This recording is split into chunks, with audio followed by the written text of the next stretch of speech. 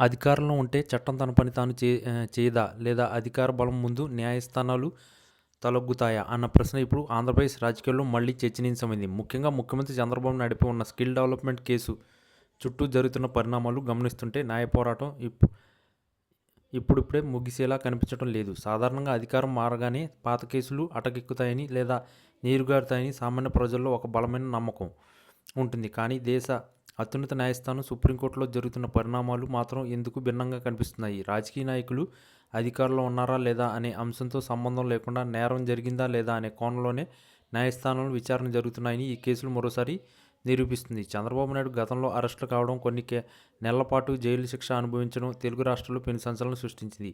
ఆ సమయంలో ఆయన తరపున వాదించిన హరీష్ సల్వే వంటి ఉద్దండులు ఒకవైపు ఉంటే, మరోవైపు ఆంధ్రప్రదేశ్ ప్రభుత్వం తరపున కపిల్ సిబల్ తన వాదనలతో గట్టి సవాల్ విసిరారు. ప్రస్తుతం ప్రభుత్వం మారినప్పటికీ కపిల్ సిబల్ ఈ కేసు విషయంలో చూపిస్తున్న చొరవ మరియు తీవ్రత రాజకీయ వర్గాల్లో ఆసక్తిని రేపిస్తుంది. ఒక వ్యక్తి అధికారంలోకి రాగానే ఆయనపై ఉన్న క్రిమినల్ కేసులు కొట్టివేయబడతాయా అన్న ప్రాథమిక సూత్రాన్ని ఆయన ప్రశ్నిస్తున్నారు. స్కిల్ డెవలప్మెంట్ కేసులో జరిగినట్టుగా చెబుతున్న అవినీతి ఆరోపణలు కేవలం రాజకీయ కోణంలో చూడకూడదని, ప్రజాధనం దుర్వినియోగం అయిందా లేదా అనేదే ముఖ్యమని ఆయన వాదనలో సారాంశంగా కనిపిస్తుంది.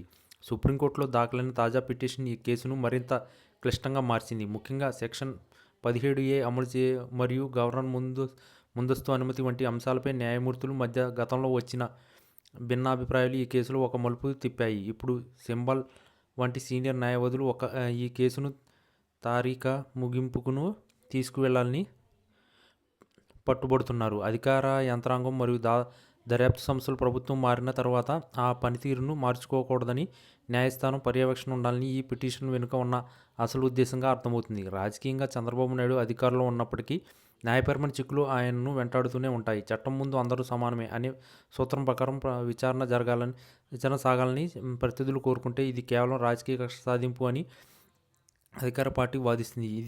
ఏది ఏమైనా స్కిల్ డెవలప్మెంట్ కేసులో సుప్రీంకోర్టు ఇచ్చే తీర్పు రాబోయే రోజుల్లో భారత రాజకీయాల్లో ఒక కీలక మైలురాయిగా నిలిచిపోనుంది. అధికారంలో ఉండటం వల్ల కేసులో కొట్టేయడం సాధ్యం కాదని, ఒకవేళ అలా జరిగితే అది ప్రజాస్వామ్యానికి గొడ్డలిపేటు అని భావించే మేధావులు సంఖ్య కూడా తక్కువేమీ లేదు. ఈ న్యాయ పోరాటంలో అంతిమంగా నిజం గెలుస్తుందా లేదా రాజకీయ వ్యూహాలు పలుకరిస్తాయా అనేది వేచి చూడాలి. ఈ వీడియో కనుక మీకు నచ్చినట్లయితే please like, share and subscribe channel. మరిన్ని వీడియోస్ కోసం మా ఛానల్ని సబ్స్క్రైబ్ చేయడం మాత్రం మర్చిపోకండి. మీ ఫ్రెండ్స్, ఫ్యామిలీస్ కూడా వీడియోని తప్పకుండా షేర్ చేయడం మాత్రం అస్సలు మర్చిపోకండి. మేము లైక్ అడగట్లేదు, సబ్స్క్రైబ్ అట్టలేదు. మీరు ఇచ్చే కామెంట్ మాకు చాలా ముఖ్యం. దయచేసి తప్పకుండా కామెంట్ చేయండి.